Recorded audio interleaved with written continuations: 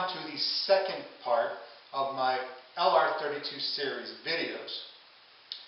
First, remember and keep in mind that the Festool LR32 system, it was designed to work with the European 32mm cabinet building method. And what that means is that the front row of holes should be centered from the front edge 37mm. That's going to allow you to place the hinge plate for the door hardware to work properly. And the height for both your upper and base cabinets, well, that height should be measured in increments of 32mm. Now, my panel here is 704mm. That's an increment of 32mm.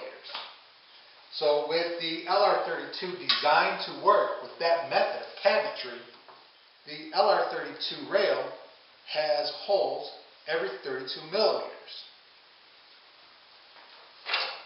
Now that's going to help you align your panel, the series of holes, when your panel is measured in increments of 32. Now to set up the stop rods with the guide rail, there's a 16 and a 32 stamped on the end stops.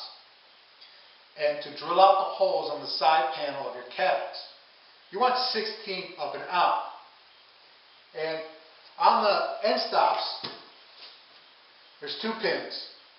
And then there's some holes, threaded holes, to receive a thumb screw. Now I set up the top hole of the guide rail to receive the thumb screw.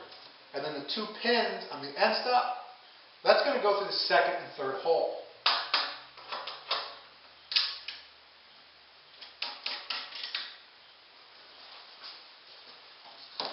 So when I'm looking at the end stop, I can see the number 16.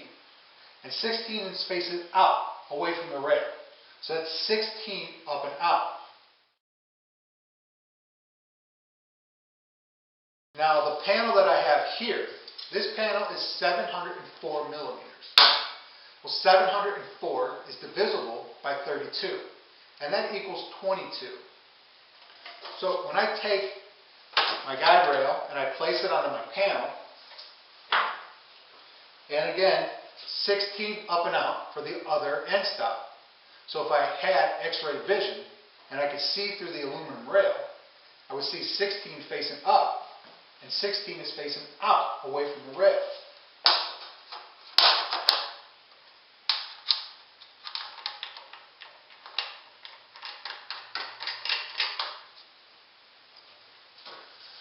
Now I have my end stop set with 704mm in between the two. And also I have my 22 holes because 704 is divisible by 32. These holes are located every 32mm apart, so that gives me 22 holes. Now I can count down to 11. Now that's the center of my panel.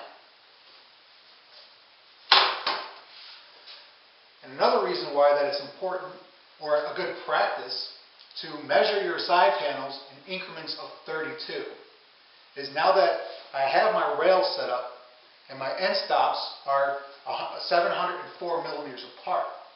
That means that the top end stop and the bottom end stop are touching the top and bottom of my side panel. So there's no movement with the rail. The panel cannot slide in between the distance of my end stops. So what that means is when I go and I drill out the holes for my hinge plate and my adjustable shelving, it's going to line up properly.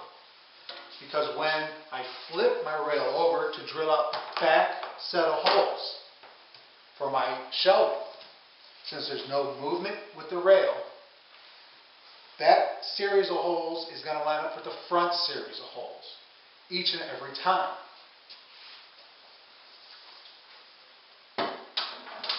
Now, if your panel is not in an increment of 32mm, like this one here, this panel is 700mm. It's a good practice to mark the tops of your panels.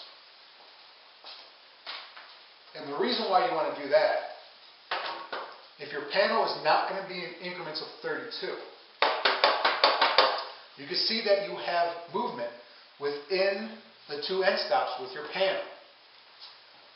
So when I go to set this panel up to drill my roll of holes, I want the top end stop to touch the top of my panel. So when I flip the rail over and I drill out the back series of holes, if my bottom end stop touches the bottom of my panel, when I drill out these roll of holes, that back roll of holes is going to be 4 millimeters higher than the front roll of holes. So make sure that you mark your tops and you always have the end stop referencing off the top of your panel. Because if your panel is not going to be in increments of 32, this will ensure you that your lines and your holes will line up properly.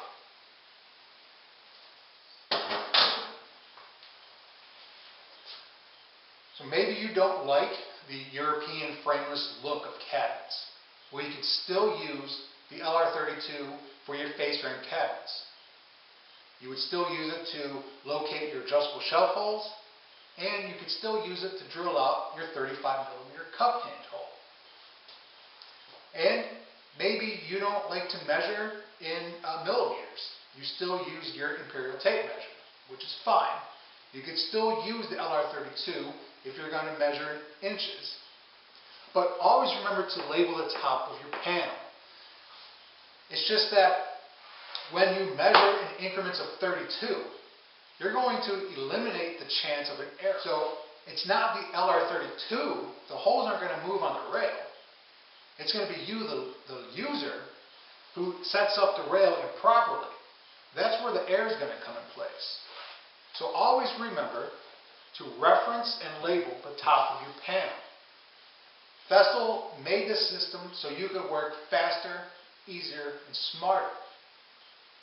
So make it easier on yourself, locate your tops of your panels, and always make sure that that end stop is located and referenced off the top of your panels. And that will ensure everything will line up properly. So that's going to do it for this video. In the next video, I will use the LR32 system, so you will see that in use. I promise. It's coming up. So make sure you subscribe and you stay tuned. Thanks for watching.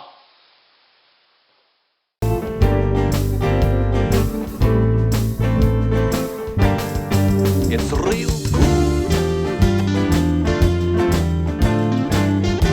The LR32 rail, the holes are spaced every 32 millimeters.